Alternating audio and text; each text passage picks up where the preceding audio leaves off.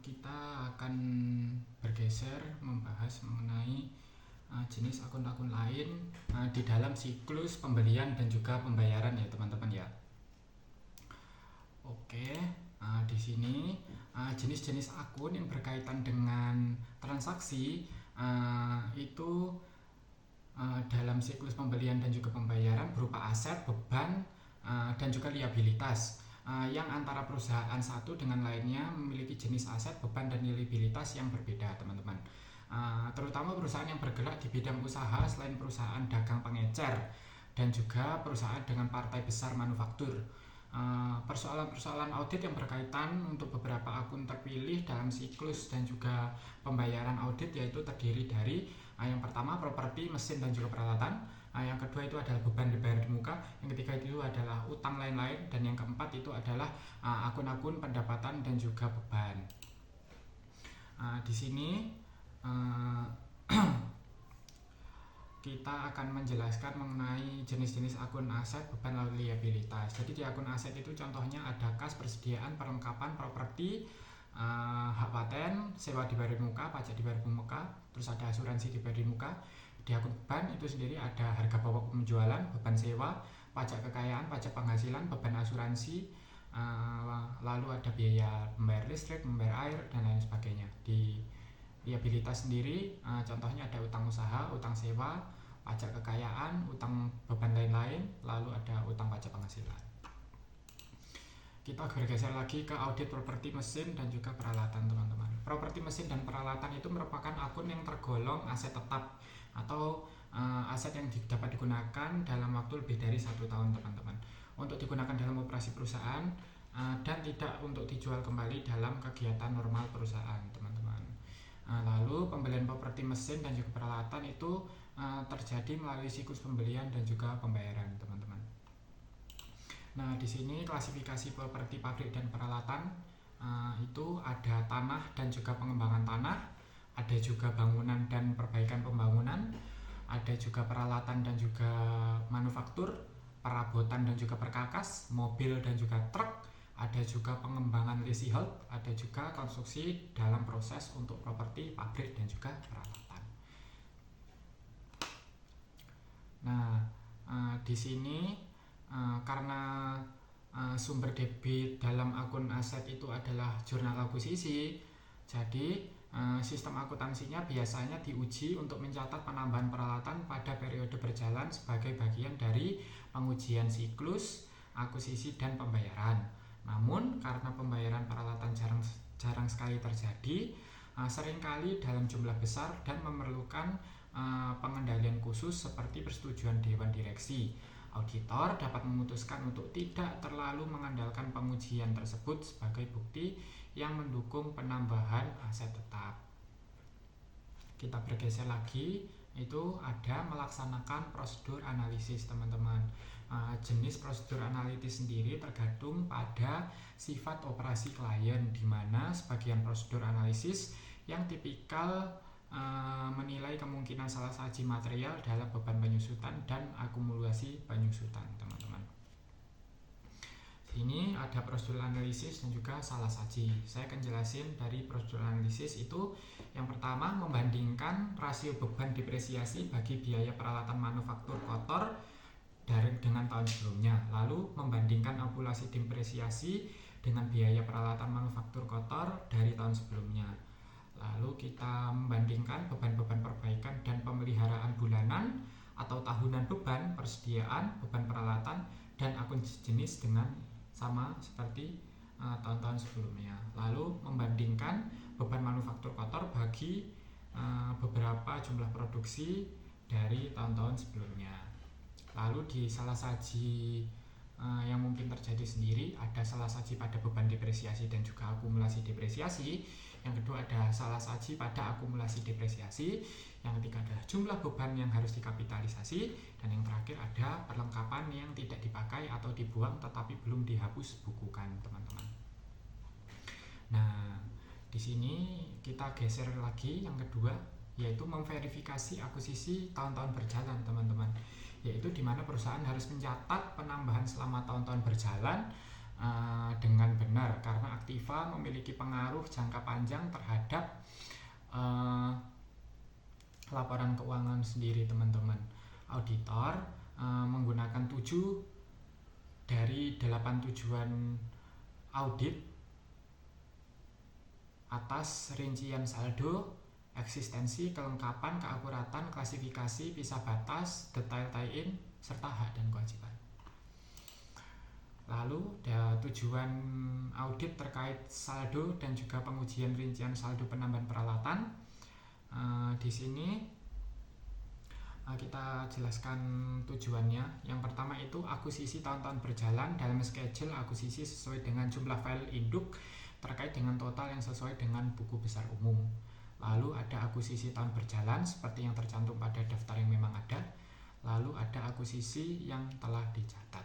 Lalu pengujian rincian saldo umum itu ada memvoting schedule analysis, lalu menelusuri setiap akuisisi file induk untuk melihat jumlah file deskripsinya. Lalu ada juga menelusuri total ke buku besar umum. Lalu yang di bagian akuisisi tahun berjalan seperti yang tercantum dalam daftar itu memeriksa faktur vendor dan juga laporan penerimaan serta memeriksa aktiva secara fisik, teman-teman.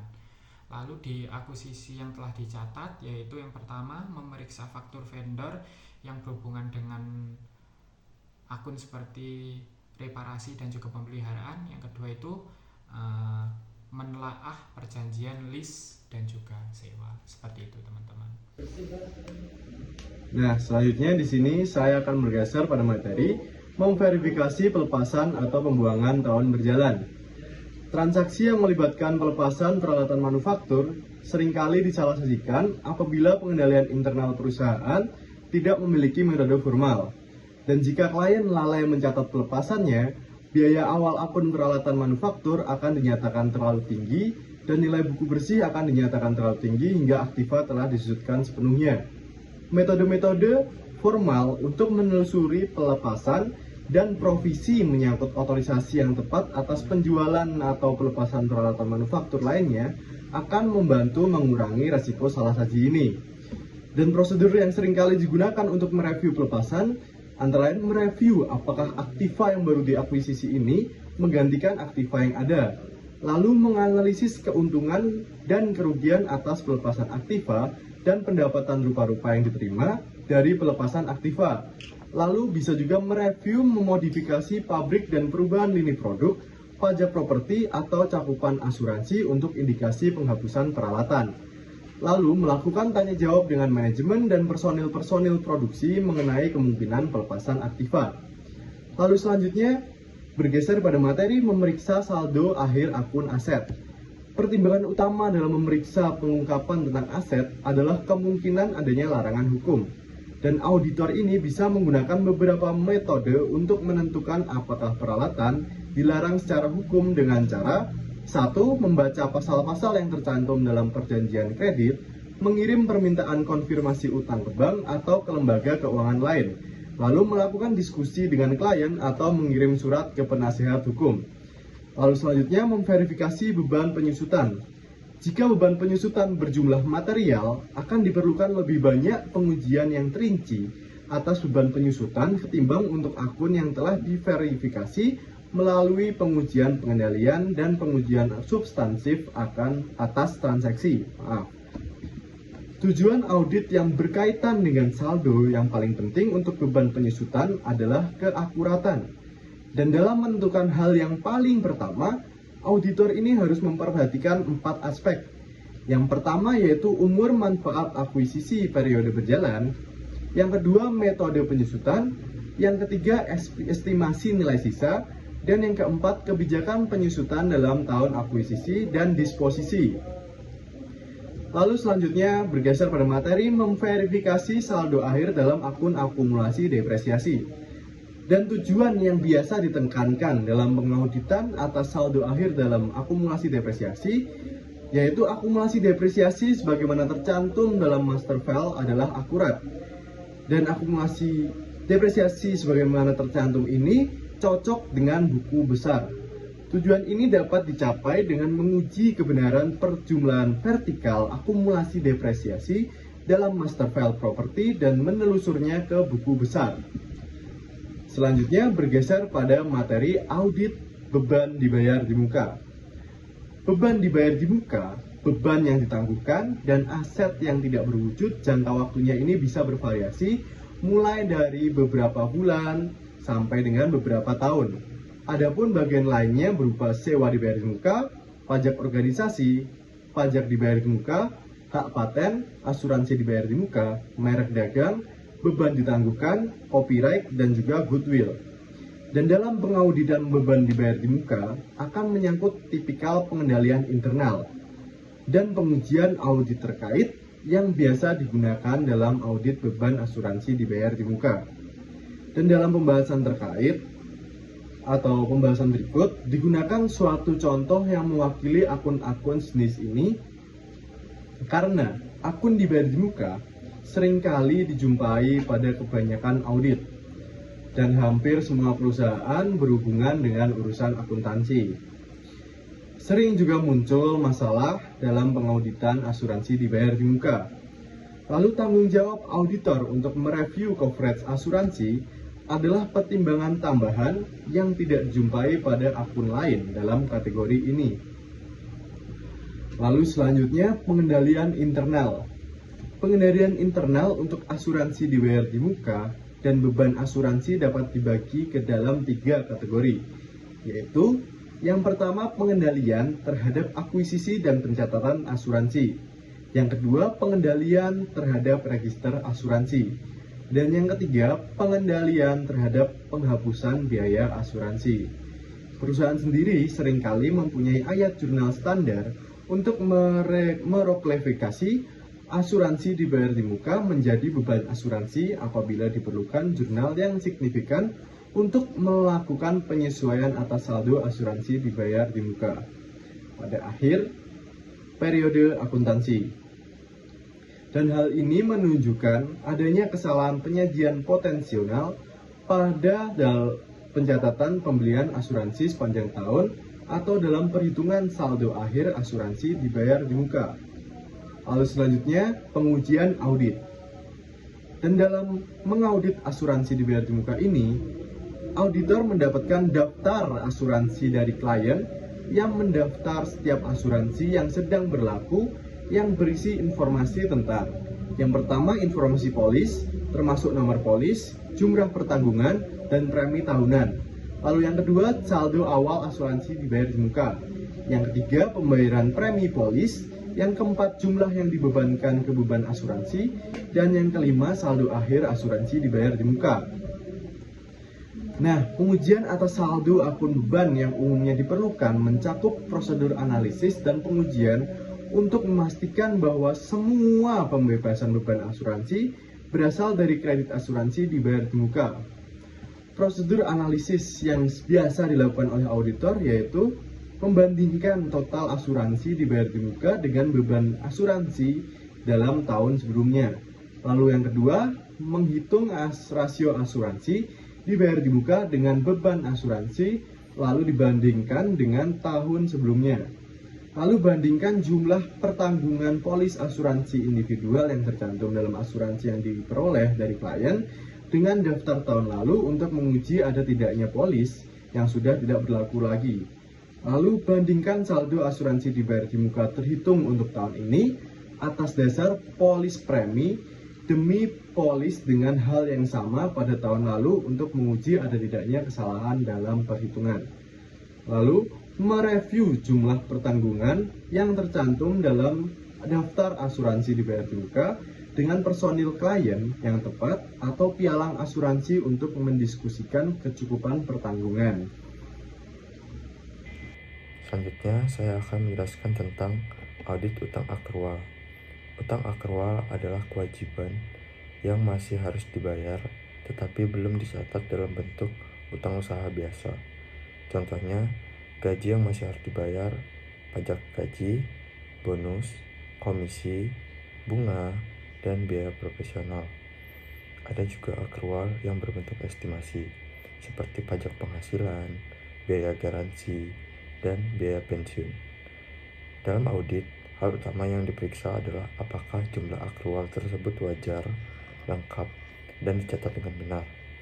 Sebagai auditor, kita perlu menelusuri dokumen pendukung, mengevaluasi estimasi manajemen, serta memastikan tidak ada kewajiban yang terlewat sehingga laporan keuangan tetap akurat.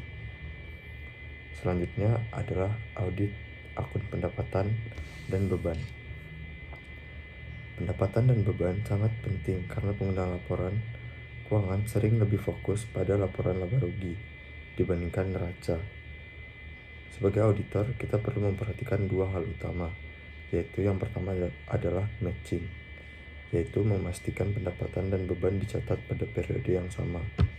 Yang kedua yaitu konsistensi, yaitu penerapan prinsip akuntansi yang sama dari periode ke periode. Selanjutnya, ada teknik audit yang dilakukan untuk meliput. Yang pertama ada prosedur analitis, seperti membandingkan beban tahun ini dengan tahun lalu atau dengan anggaran. Dari sini bisa terlihat adanya salah saji atau tidak. Yang kedua, ada pengujian pengendalian dan substansif untuk memastikan transaksi sudah dicatat dengan tepat waktu. Yang ketiga, analisis akun beban dengan memeriksa dokumen pendukung dari beban yang signifikan. Yang keempat, ada pengujian alokasi. Contohnya pada depresiasi, amortisasi, atau alokasi biaya. Hal ini penting agar tidak terjadi salah klasifikasi antara aset dan beban. Selanjutnya, ada kesimpulan. Secara keseluruhan, audit pada siklus akuisisi dan pembayaran tidak hanya berhenti pada utang usaha saja, tetapi juga mencakup aset tetap, beban dibayar di muka, utang akrual, dan pendapatan serta beban. Masing-masing akun memiliki karakteristik unik yang menuntut prosedur audit yang berbeda. Dengan memahami keterkaitan antar akun serta melakukan pengujian yang memadai, kita sebagai auditor dapat memastikan laporan keuangan perusahaan disajikan wajar dan bebas dari salah saji material.